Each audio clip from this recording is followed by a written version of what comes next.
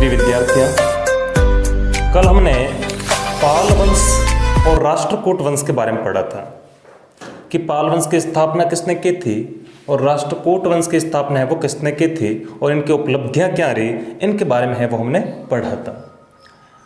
आज हम आगे पढ़ते हैं गुर्जर प्रतिहार वंश के बारे में कि ये जो गुर्जर प्रतिहार वंश है इनकी स्थापना किसने की थी और इनकी उपलब्धियां क्या रही थी, कौन कौन से इन्होंने कार्य किए थे, कौन कौन से इनके दरबार में कवि थे, उनके बारे में है वो हम जानेंगे। तो सबसे पहले हम अध्ययन करते हैं कि गुर्जर प्रतिहार वंश की जो स्थापना की थी वो की थी नागभट्ट नामक एक सामंत था।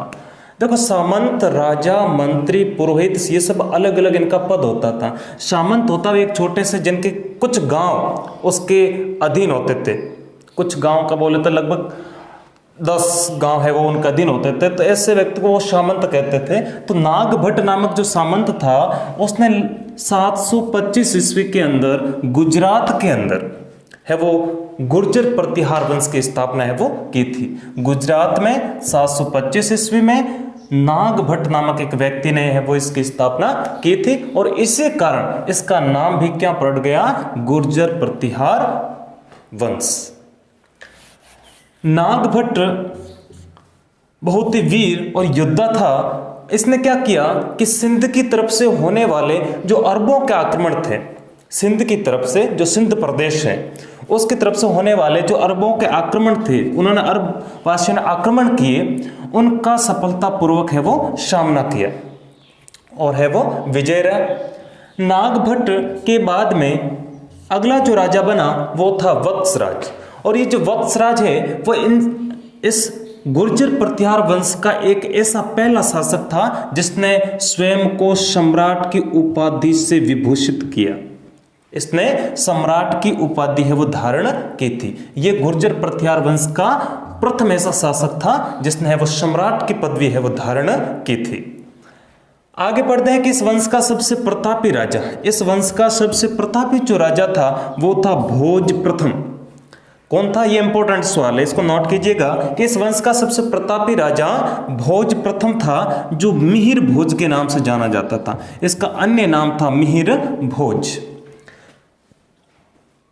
यहाँ पे अरब यात्री सुलेमान इसी के शासनकाल में भारत आया था। यानी जब भोज प्रथम मिहिर भोज राजा था उस समय अरब यात्री सुलेमान, देखो सुलेमान के बारे में हमें ये जानकारी मिलती है कि सुलेमान एक अरब यात्री था, बड़ा ही बुद्धिमान था और वो भारत के अंदर व्यापार करने के लिए आया था।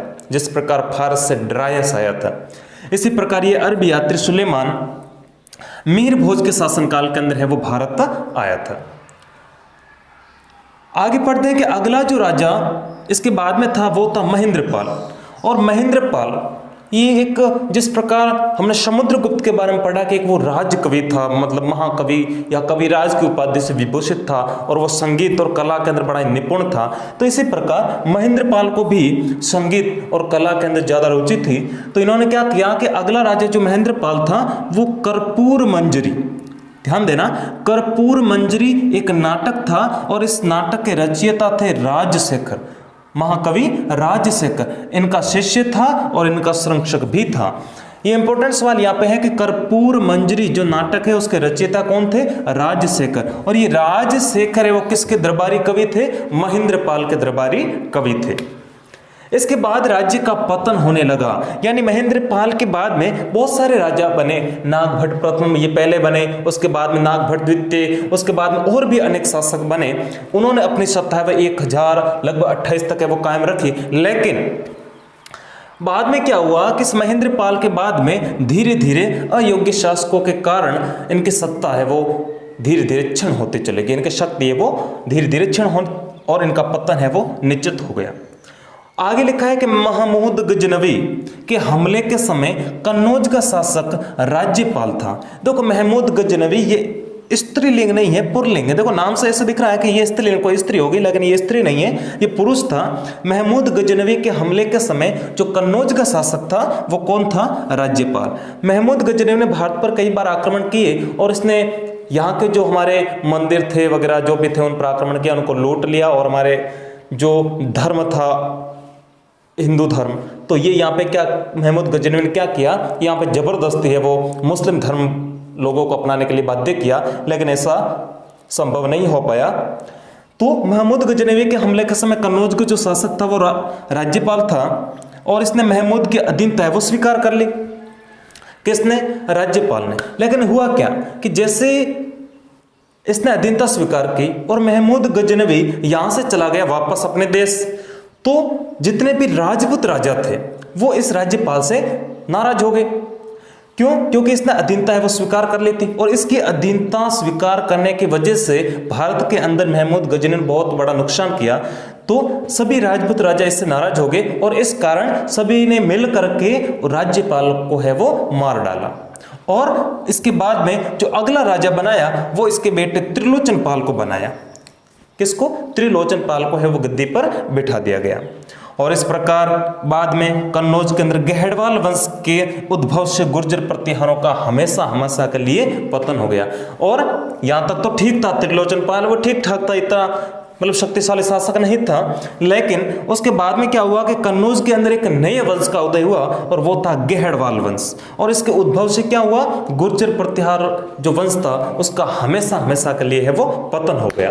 पतन यानी वो हमेशा हमेशा के लिए नष्ट हो गया, क्योंकि ये एक शक्तिशाली राजवंश था, और इसके सामने उस समय गुर्जर प्रतिहार वंश का ऐसा कोई राजा नहीं था जो इसका सामना कर सके, और इस कारण इसका है वो पतन निश्चित हो गया।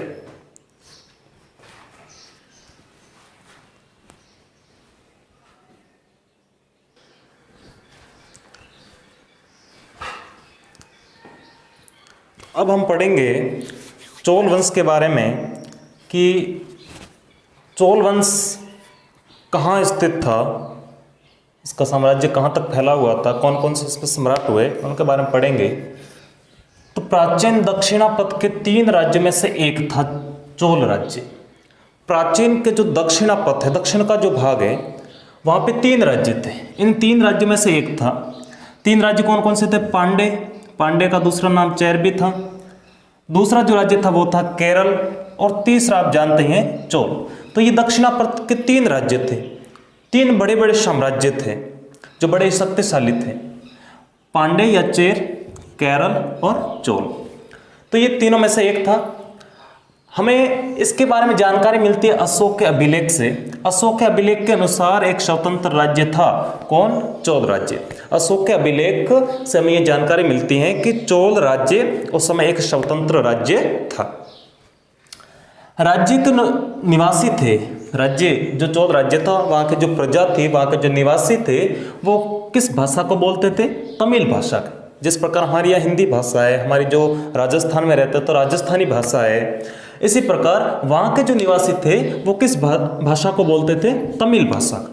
और इसका सबसे अच्छा उदाहरण हमें मिलता है, ये लेखक का नाम है, लेखक का नाम था तिरुवल्लुवर। लेखक का नाम है तिरुवल्लुवर। इन्होंने एक पुस्तक की रचना की थी तमिल भाषा के अंदर। उस पुस्तक का नाम है कुरल। पुस्तक का नाम कुरल और लेखक का नाम है तिरुवल्लुवर। तो ये तमिल भाषा के अंदर लिखी गई सबसे बढ़िया पुस्तक है, जो हमारे सामने ये उदाहरण प्रस्तुत करती है कि वहां के जो निवासी थे वो तमिल भाषी थे। आगे में जानकारी मिलती है कि यहाँ के चोल वंश का एक शासक था करिकाल। उसने पुहार या इसका दूसरा नाम पुहार या पुगार नगर की नींव डाली, यानी एक नए नगर की स्थापना की। किसने? करिकाल ने एक नए नगर की स्थापना की जिसका नाम रखा पुहार या पुगार। आगे इसी करिकाल ने सिंहल द्वीप श्रीलंका से युद्ध किया, और युद्ध करके युद्ध के अंदर जितने भी हारे हुए देश के जो सैनिक थे उनको बोलते थे युद्ध बंदी। तो उन युद्ध बंदियों को वो साथ में लेकर आया अपने राज्य में, और क्या किया?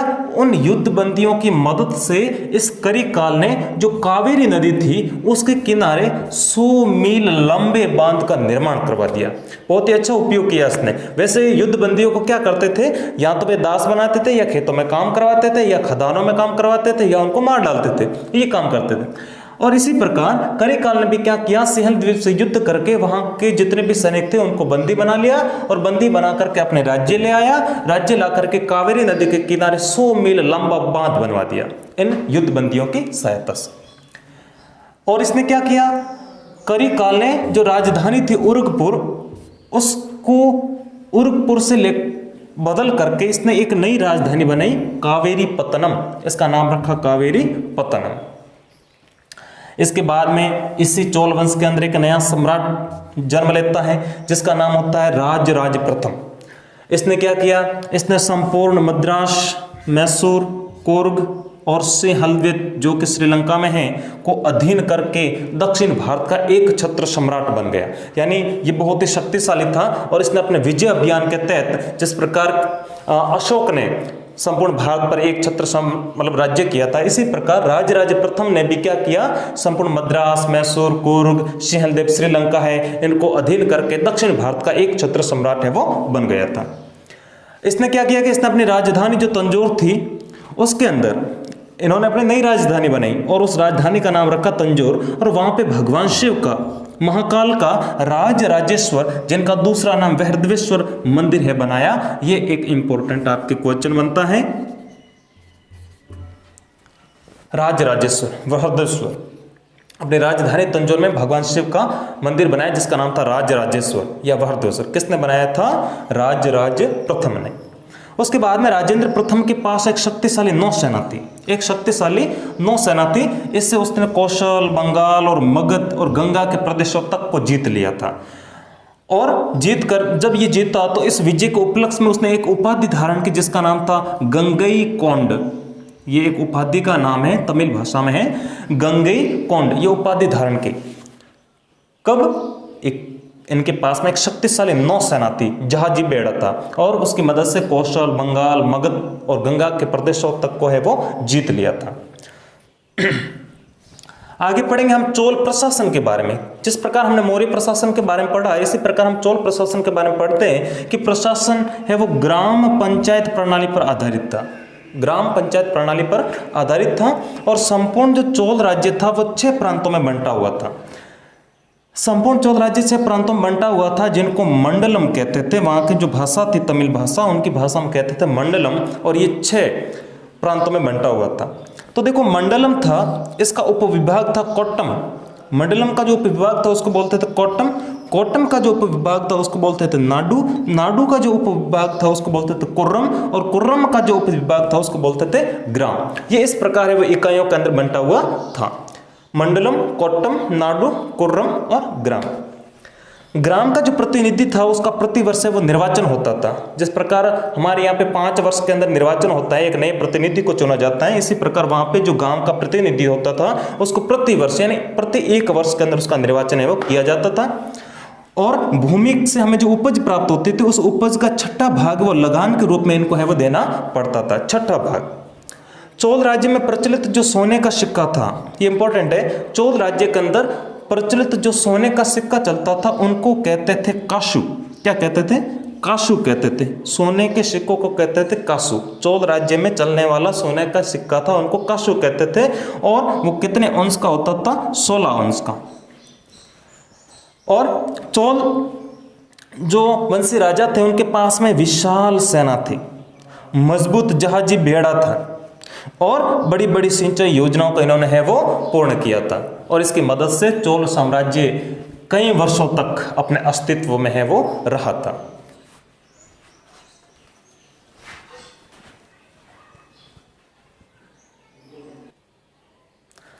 चोल प्रशासन के बाद में हम चोल कला के बारे में पढ़ते हैं कि चोल वंश की कला कैसे थी, उन्होंने किस प्रकार से स्थापत्य कला, किस प्रकार से वास्तुकला, किस प्रकार से शिल्प कला का है वो विकास किया था, इसके बारे में पढ़ते हैं।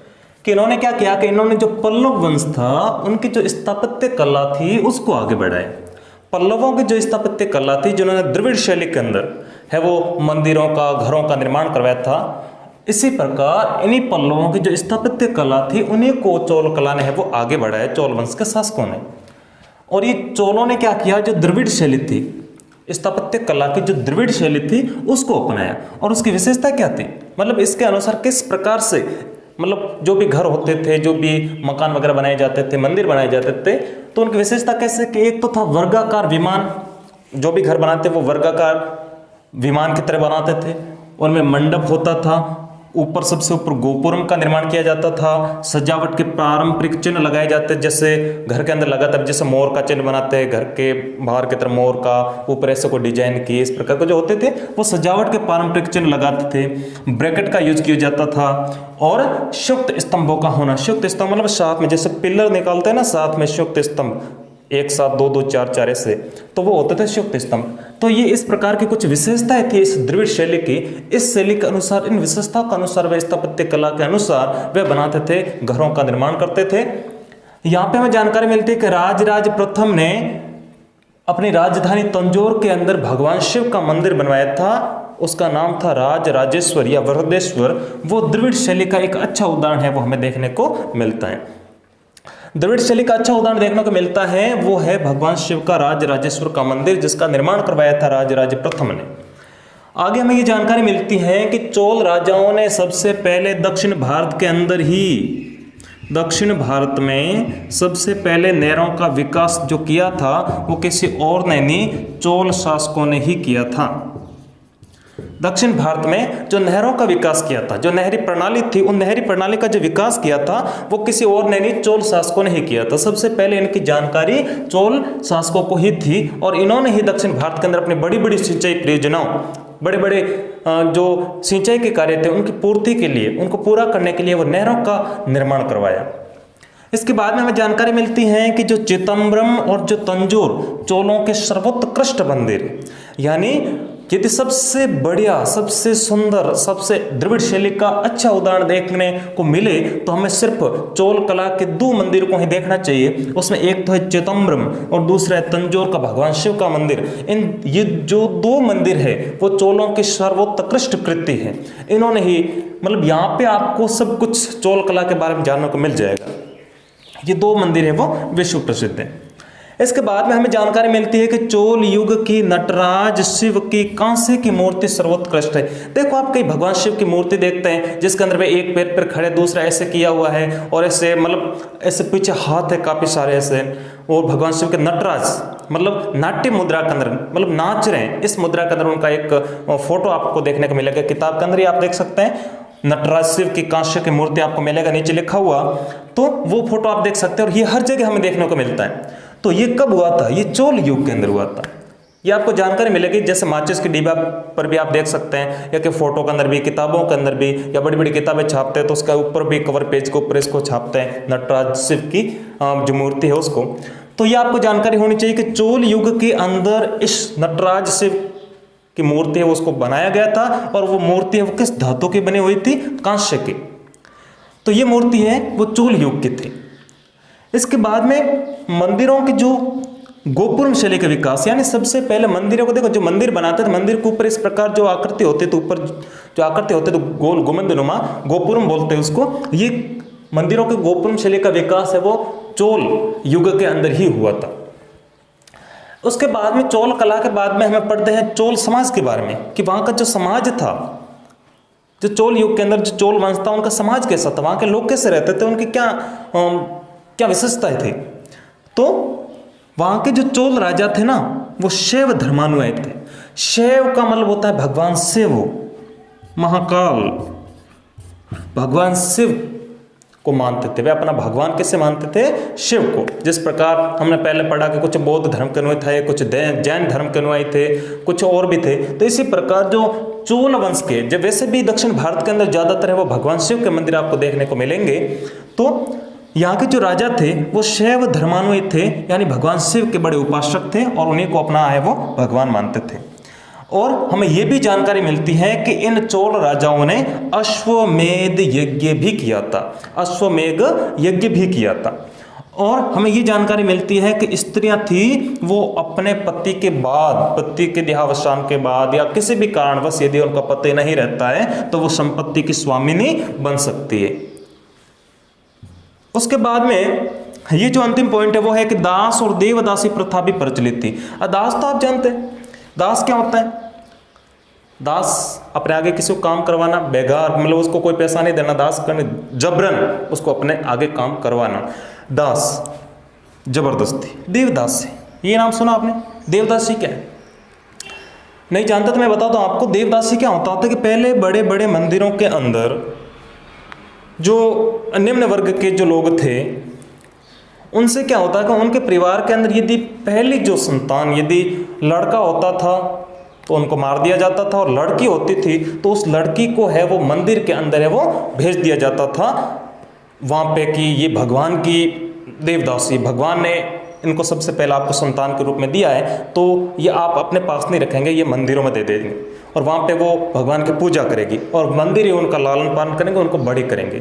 तो ये एक देवदासी प्रथा थी। तो इसके तहत क्या होता था कि जब भी कोई निम्न वर्ग के अंदर, विशेष करके निम्न वर्ग के अंदर यदि कोई बच्चे जन्म लेती थी तो उसको है वो मंदिरों में भेज दिया जाता था, और यदि पहला लड़का जन्म लेता था तो उसको मार दिया जाता था। ऐसे कुछ प्रथाएं थी। ये प्रथाएं पहले की प्रथा थी, तो ये प्रथा है वो विद्यमान थी, ये उस समय की प्रथाएं विद्यमान थी। विस्तार से आपको पढ़ाऊंगा यदि क्लास ऑफलाइन हुई तो इस प्रकार के दास और देवदासी प्रथा भी प्रचलित थी। तो ये हमने पढ़ा चोल कला के बारे में, चोल समाज के बारे में। इस प्रकार से आगे हम पढ़ेंगे आगे पल्लव वंश के बारे में।